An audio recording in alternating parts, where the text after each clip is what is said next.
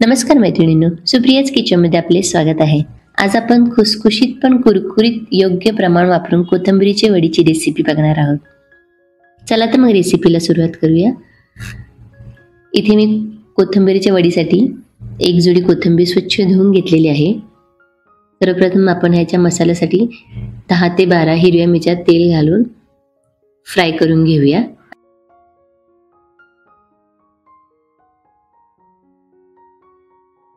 अशा प्रकारे आता ही कोथिंबीर आपण बारीक चिरून घेऊया।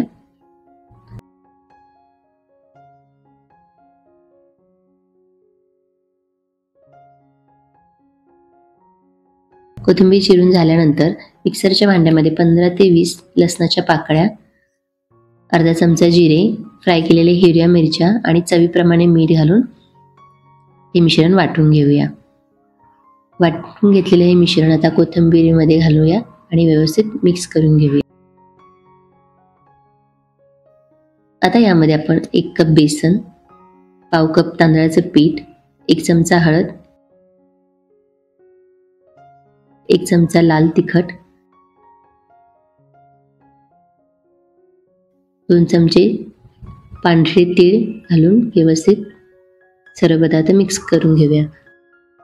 सर्व पदार्थ मिक्स झाल्यानंतर यामध्ये 2 चमचे तेल घालूया आणि 3 ते 4 चमचे पाणी घालून पीठ चांगलं मळून घेऊया। कोथिंबीरीला पाणी सुटतं, त्यामुळे जास्त आपल्याला पाणी घालायची गरज लागत नाही इथे। आता ह्या मळलेल्या पिठाचे छोटे छोटे रोल्स तयार करूया अशा प्रकारे।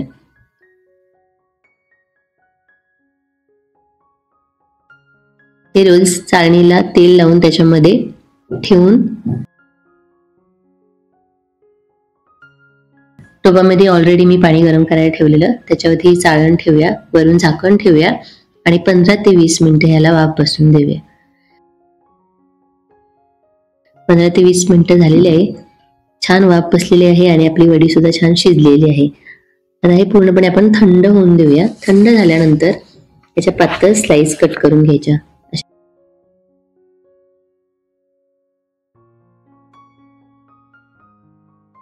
अशा प्रकारे तेल गरम झालेलं आहे आणि आता ह्याच्यामध्ये आपण हे डीप फ्राय करून घेऊया। तुम्ही शॅलो फ्राय सुद्धा करू शकता किंवा अशी सुद्धा ही वडी खायला छान लागते।